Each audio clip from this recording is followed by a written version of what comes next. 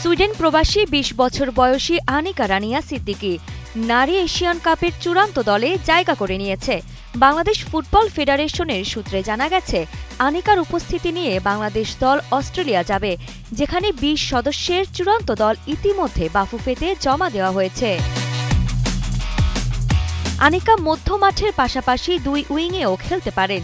তিনি ইতিমধ্যে সুইডেনের ক্লাব ব্রোমপোচ-কর্নের অনূর্ধ্ব-১৯ দলের পাশাপাশি সিনিয়র দলে অভিষেক ঘটিয়েছেন।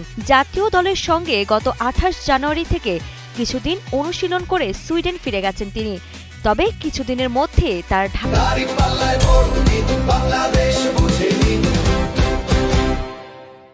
ঢাকায় ফেরার কথা।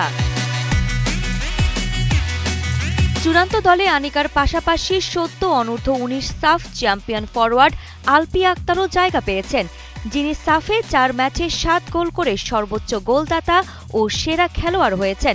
এশিয়ান কাপ ১ মার্চ থেকে অস্ট্রেলিয়ার ৩ শহরে শুরু হবে। গ্রুপ পর্বে বাংলাদেশের প্রতিপক্ষ হবে চীন, উত্তর কোরিয়া ও উজবেকিস্তান। আনিকা ও আলপির অন্তর্ভুক্তি বাংলাদেশ নারী ফুটবলের জন্য নতুন শক্তি এবং আত্মবিশ্বাসের প্রতীক।